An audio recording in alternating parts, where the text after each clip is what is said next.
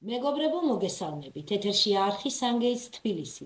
მოგესალმებით როგორც ყოველთვის დიდი სიყვარულით. დღეს მიმაჩნია, რომ ძალიან საინტერესო გადაცემა გვაქვს, რადგან გადაცემის ბოლოს მოგცემთ პრაქტიკას, რომელიც ძალიან მარტივად სრულდება, ძალიან იოლად სრულდება, მაგრამ არის უაღრესად ეფექტური და ძლიერი. თითოეული თქვენთაგანი შეძლებს რომ თავი გაართვას. საკითხი ეხება სივრცის წმენდას და ჩვენი ენერგოსხეულების წმენდას.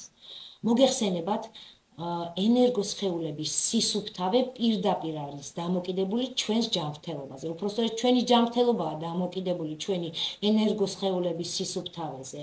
და მეორე ის სივრცე, რომელშიც ჩვენ ვარსებობთ, რა თქმა უნდა, წმენდას საჭიროებს, მუდმივად საჭიროებს, იმიტომ რომ ელემენტარულად მედიტაციაშიც რომ წახვიდეთ, მედიტაციაშიც რომ ჩაჯდეთ, დაბინძურებულ სივრცეში ფაქტიურად შეუძლებელია ამის 100%-ით გაკეთება და ბევრი კიდევ სხვა მიზეზის გამო.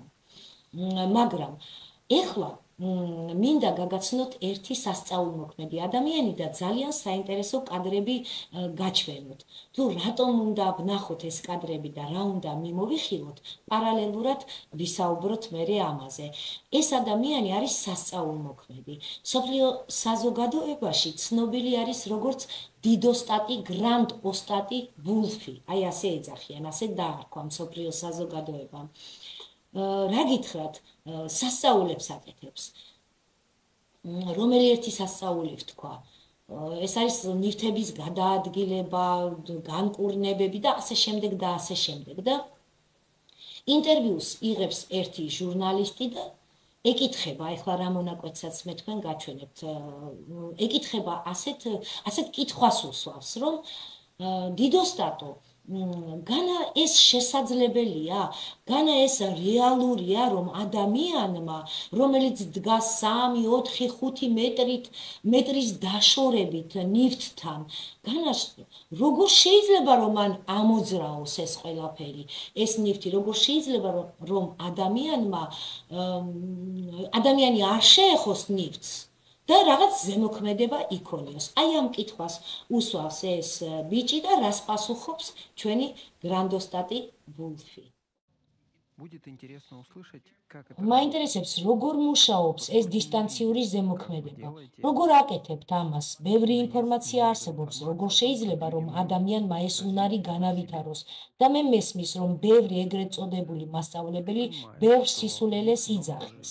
ამიტომაც ძალიან საინტერესოა თქვენი პასუხი, რადგან ჩვენმა გადამღებმა ჯგუფმა ნახა თქვენ როგორ აკეთებთ ამას. კი, ბევრი სისულელე ამის გარშემო. ადამიანები, რომლებიც ამბობენ, რომ ამის სწავლა რთულია და ამაზე შეიძლება ძალიან ბევრი წელი წაგივიდეთ, იტყუებიან. ისინი უბრალოდ ბიზნესს აკეთებენ და სხვის თვალში განსაკუთრებულები რომ გახდნენ ის უნდა. განსაკუთრებულები რომ ჩანდნენ. სინამდვილეში ყველაფერი ძალიან მარტივია. რომ დაჯდეთ და შეხედოთ არსებულ ვითარებას, რა გვაქვს? ჩვენ გვაქვს სამყარო, რომელიც სავსეა მატერიით. მატერიაში კი არის გამაცოცხლებელი ძალა, რომელიც ამ მატერიას ცოცხალს ხდის. მორჩა და გათავდა. სულ ეს არის. ეს ის არის, რაც თქვენ ხართ, რაც მე ვარ, რაც ვეშაპია, რაც ხეა, რაც ყველაფერი. ეს გონია მატერიის შიგნით. ის სუფთა გონი, რომელმაც მოგავლენათ უკვე ყველგანაა, ყველაფერში. ამიტომაც როცა საუბარი მიდის დისტანციურ ზემოქმედებაზე, თქვენ უკვე ხართ ყველგან. მაგრამ ჩვენი განათლება ქმნის ილუზიას, რომ ყველა ჩვენ ცალკეული ფრაგმენტები ვართ ერთი ცხოვრებისა და ამიტომაც ჩვენ არ ვართ დაკავშირებულები. რა კი ყველას სჯერა ეს, მათ ვერ წარმოუდგენიათ ექსტრასენსორული აღქმა, მათ ვერ წარმოუდგენიათ თუ როგორაა შესაძლებელი ტელეკინეზი. თავის მხრივ ეს ყველაფერი ასუსტებს ადამიანებში სულიერ შესაძლებლობებს და უნარებს. როგორც კი მიხვდებით, რომ გონი, რომელსაც თქვენ წარმოადგენთ ყველაფერში და ყველაში არსებობს, მაშინ ეს ელემენტარული ხდება. აბსოლუტურად ელემენტარული. აი მაგალითად, აი ასე. ხედავთ, რას აკეთებს ახლა პატიცემულო მაყურებლებო. Вселенная — это одно живое существо. И раз დამაფიქრებელია ხო ეს ყველაფერი, რა თქმა უნდა, ისევ ფიზიკასთან მივედით, ისევ საერთო ველთან მივედით, თვითონ გრანდოსტატი ვულფიც ამბობს, რომ თუ კი ადამიანი გაისიგრძეგანებს იმას, რომ და ეწოდინება გასიგრძეგანება მჯერას შორის და ვიცის შორის არის დიდი განსხვავება. ერთი დიდი გადაცემის თემაა, როდესაც ადამიანმა იცის, რომ ველი მთლიანია, რომ მე თქვენ ყველა ადამიანი დედამიწაზე, ყველა ცხოველი, ყველა ფოთოლი, ყველა კენჭი ერთი დიდი მთლიანი ველი ვართ, რომ მისი სხეული, თითოეული ჩვენთაგანის სხეული გრძელდება აი ყველაფერ ამაში, თითოეულ ფოთოლში, თითოეულ ადამიანში, თითოეულ ცხოველში, აი მაშინ ადამიანს ძალიან იოლად შეუძლია რომ სასწაულები აკეთოს. გრანდოსტატი ვულფი აი ამბობს, რომ თქვენ ხომ იცით, რომ აი ახლა ეს თითი თქვენ გეკუთვნით, იცით, კი არა გჯერათ, იცით. და ამიტომ, როდესაც ამ თითის მოკეცვა გინდათ, ამას სასწაულად არ მიიჩნევთ, ამას ჩვეულებრივად აკეთებთ ყველანაირი დაძაბულობის გარეშე. აი სწორედ როგორც თითია თქვენი გაგრძელება, თქვენი შემადგენელი ნაწილი ამბობს ის, ასევე არის თქვენი გაგრძელება იმ ცხოველის ველი, იმ ხის ველი, დედამიწის ველი, ადამიანების ველი და როგორც თითს ხრი თავისუფლად, ისე რომ არც ფიქრობ, აი ახლა მოვხრი თუ არა, ნეტავი გამომივა თუ არა, ეს კითხვა ხომ არ გვიჩნდება, ასევე არ გაგიჩნდებათ კითხვა, რომ ჩემნაირად ამოძრავოთ მაგალითად ნივთები დისტანციურად, რაღაც ტელეკინეზით იყოთ დაკავებული და ასე შემდეგ და ასე შემდეგ და სასწაულები აკეთოთ. საკმაოდ ისეთი დამაფიქრებელი ინფორმაციაა. ეხლა კი ერთი ორი სიტყვით შევეხებით ტაპტი ქურუმს, სანამ გადავალ პრაქტიკებზე. ისინი, ვინც უსმენს ამ წიგნს, უკვე ორი ნაწილი გამოვიდა და ორ ნაწილს მოვუსმინეთ. ვიცი რთული აღსაქმელი წიგნია, ზოგიერთისთვის, ზოგი ამბობს იოლად მეძლევაო, მაგალითად იწერება ხალხი. მაგრამ ერთი ორი სიტყვით მინდა შევაჯამო, სანამ მესამე ნაწილი გამოვა თქვენთვის, ვინც კითხულობთ ამ წიგნს. ანუ რა გავიგეთ ამ ორ ნაწილში? აი მნიშვნელოვანი მონახაზი გავაკეთოთ, მოდით ერთად გავაკეთოთ. პირველი ის, რომ არსებობს ორი სამყარო, რომლებიც იდენტურები არიან ფაქტიურად, რეალური, აი რასაც ვუყურებთ ჩვენს გარშემო და ძილის სამყარო, სიზმრების სამყარო. აი ეს ორი სამყარო. რას ამბობს ტაპტი ქურუმი? ტაპტი ქურუმი ამბობს, რომ როგორც რეალურ სამყაროში, ასევე სიზმრების სამყაროში, ორივე სამყაროში თქვენ გძინავთ. თუ გინდათ რომ ამ ცხოვრებაში რამეს მიაღწიოთ, ძალიან მოკლედ ვამბობ, ერთ სამყაროშიც უნდა ისწავლოთ გამოღვიძება და მეორეშიც უნდა ისწავლოთ გამოღვიძება.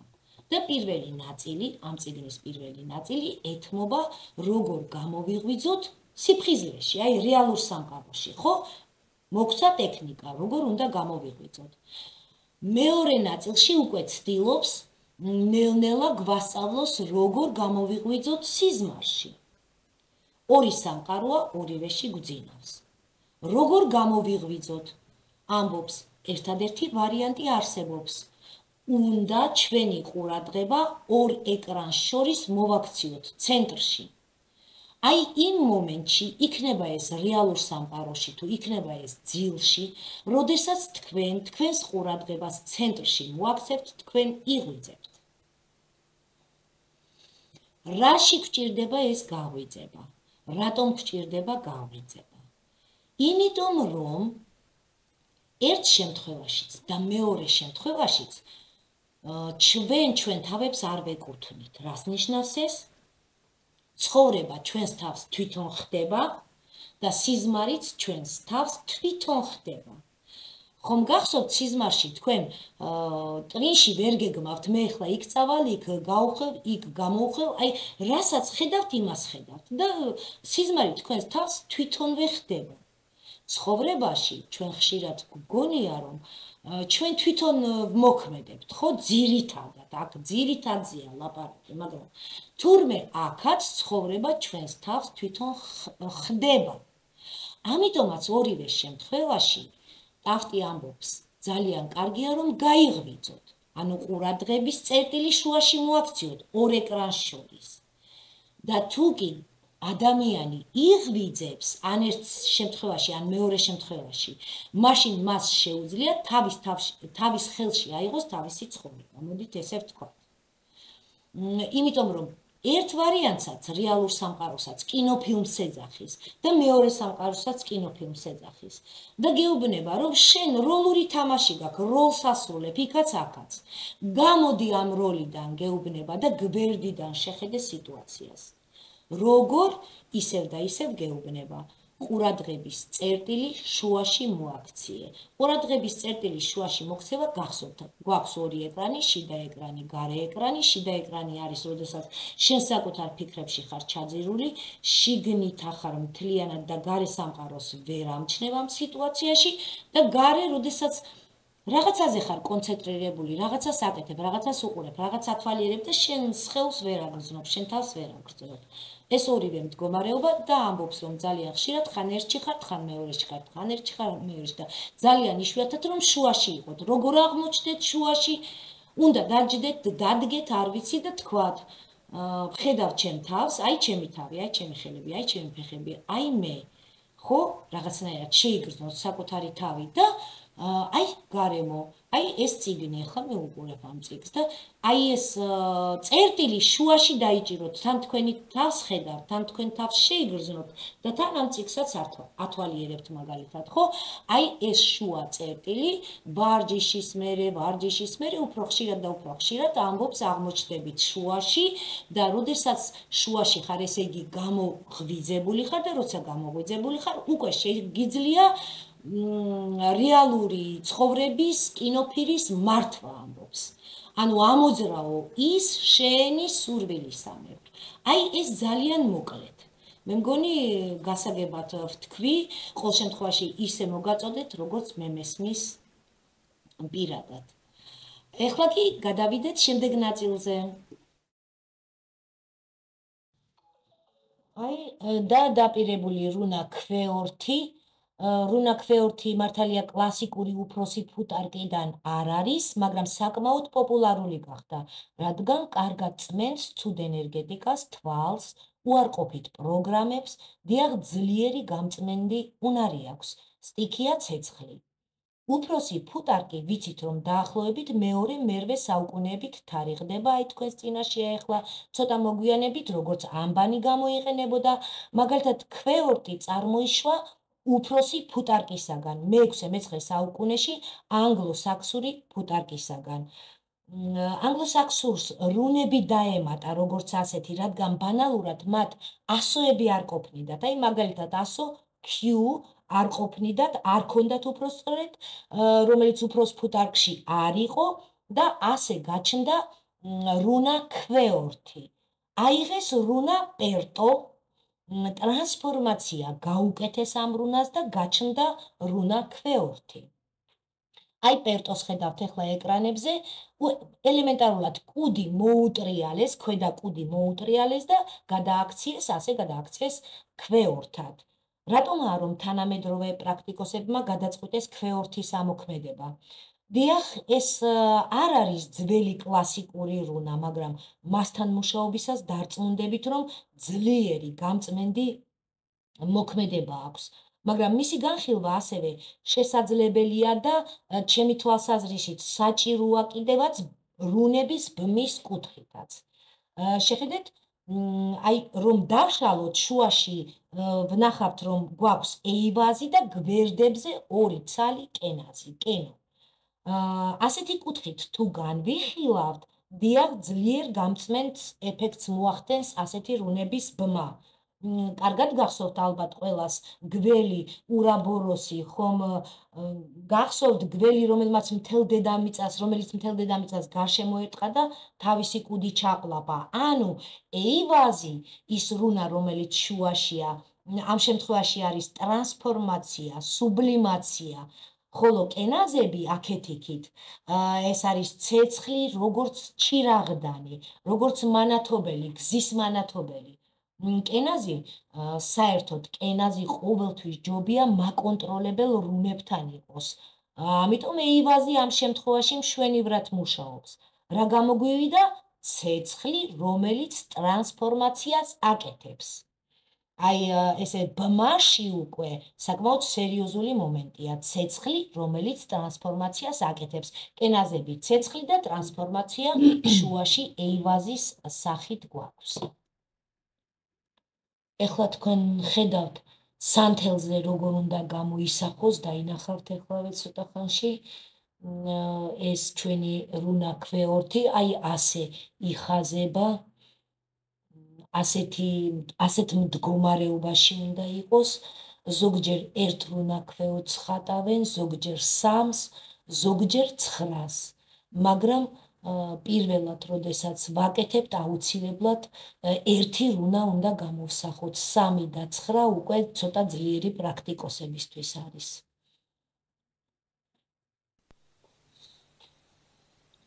ასე რომ, ჩემოკარგებო, ნეგატივი კენაზების ცეცხლში იწვება ამ შემთხვევაში, ხოლო ეივაზი აკეთებს ტრანსფორმაციას და რის ტრანსფორმაციას აკეთებს? ეს ბმული ქვეორთის სახით. რა თქმა უნდა, ნეგატიური ენერგიის ტრანსფორმაციას დადებით ენერგიაში. საერთოდ, ვინც რუნებთან შეხებაში ხართ, უნდა იცოდეთ, რომ კენაზი ყოველთვის რაღაც მაკონტროლებელ რუნებთან ერთად უმჯობესია, რომ გამოისახოს. იმიტომ რომ კენაზები კი დღევანდელ რუნოლოგიაში ჩირაღდნებად მოიხსენიებენ როგორც გზის მანათობელ ჩირაღდანს, მაგრამ ადრეულ ფუტარკში, ადრეულ პრაქტიკებში მე წიგნებში წავაწყდი ამას, უშუალოდ ცეცხლს აღნიშნავდა და ამიტომ მას კონტროლი ჭირდება და ამ შემთხვევაში ეივასთან ერთად ბრწყინვალე ტანდემია და არაჩვეულებრივად მუშაობს. ეხლა როგორ გამოვიყენოთ ჩვენი რუნა ქვეორთი, გამწმენდი რუნა, რომელსაც ასე ინტენსიურად იყენებენ ყველა პრაქტიკოსები. თქვენ უნდა ამოჩხაპნოთ ეს რუნა სანთელზე, ან დანის წვერით, ან ნემსის წვერით. ამოჩხაპნის დროს აუცილებლად უნდა წარმოიდგინოთ თქვენი ნეგატივი ერთგვარი ჭუჭყიანი მასის სახით, რომელიც არის ბლანტი, რომელიც ნელ-ნელა ჩამოდის თქვენი აურიდან, თქვენი ორგანიზმიდან გამოდის და გადაედინება ან დანის წვერში, ან ნემსის წვერში. ყურადღება. კიდევ ერთხელ ხაზგასმით გეტყვით, რომ აი ამ ვიზუალიზაციის მომენტს წმენდისას ყველაზე დიდი მნიშვნელობა აქვს. ამიტომ ეს ეტაპი არ გამოგრჩეთ. როდესაც დაჩხაპნით ამ რუნას, შეგიძლიათ მერე მარკერით გადაატაროთ იმისთვის, რომ ვიზუალურად კარგად დაინახოთ. შესაძლებელია წითელი მარკერი იყოს, შესაძლებელია შავი მარკერი იყოს, რა თქმა უნდა, აქტივაციას ამ შემთხვევაში არავითარ შემთხვევაში სისხლით არ ვაკეთებთ, უბრალოდ ვჩხაპნით ამ რუნას, ვაძლევთ თუ სურვილი გვაქვს ფერს, ან წითელს, ან შავს და მერე უკვე ვანთებთ სანთელს. სანთელი არ დაანთოთ, რა თქმა უნდა, სანთებელათი. პრაქტიკაში პრაქტიკოსები ამბობენ, რომ ამ დროს ცოცხალი ცეცხლი არ არის და ვერ ატყორცნის იმას, რასაც საჭიროა. აუცილებლად ასანთით მოუკიდეთ და ამის მერე თუ ენერგეტიკას იწმინდავთ, დადგით სანთელი და დაჯექით ამ სანთლის წინ. თუ სახლს წმინდავთ, მაშინ საათის ისრის მიმართულებით აუცილებლად დაიარეთ სახლი ისე, რომ არ გამოტოვოთ არც ერთი კუთხე კუნჭული, შეჩერდით იმ ადგილებში რამოდენიმე წამით, სადაც სანთელი ткаცუნს იწყებს, ან მისი ალი რაღაც ბოლს უშვებს.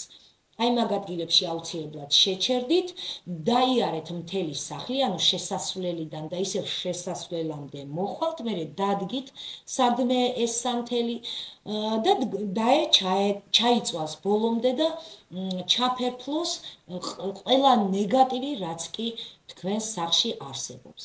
ეს სახლის წმენდისას, ხოლო ენერგეტიკული წმენდისას გითხარით, რომ ახლოს უნდა იჯდეთ არა უშორეს 1 მეტრისა. 1 მეტრიც კი არა, უფრო ახლოს, უყურეთ ამ სანთელს რაღაცა სასიამოვნოზე იფიქრეთ, ძლიერი წმენდა არ არის გამორიცხული, რომ მეორე დღეს თავი სუსტად, ცუდად იგრძნოთ, ან უკაცრავად სიცხე მაგიწიოთ. ორგანიზმში ასეთი ცვლილების დროს უკვე ფაქტია, რომ ორგანიზმიდან გამოიტანა რაღაცა უარყოფითი ენერგია, არ შეგეშინდეთ. ფაქტიურად დღე ნახევარი, ზოგ შემთხვევაში მაქსიმუმ 3 დღე და ისევ მხნეთ იგრძნობთ თავს, ჩვეულებრივად კარგად. იმდენად ძლიერია ქვევრთით წმენდა, რომ აი ასეთ ეფექტს იძლევა, ხოლო როცა ორგანიზმიდან გამოიდევნება ის ჩამჯდარი, ის ცუდი, ის ჭუჭი, ორგანიზმისთვის ერთგვარი სტრესი ხდება და ცოტა ცუდად ხდება, მაგრამ შესაძლებელია ასეთი სიმპტომები საერთოდ არ გქონდეთ. მე გირჩევდით, რომ სახლის წმენდის შემდეგ, როდესაც სახლს გაწმინდავთ, თუნდაც პროფილაქტიკური თვალსაზრისით, აუცილებლად გაიწმინდოთ თქვენი ენერგოველებიც. აი ასეთი ძლიერი რუნა გავიცანით დღეს. ამით გემშვიდობებით, გისურვებთ წარმატებებს. ნახვამდის.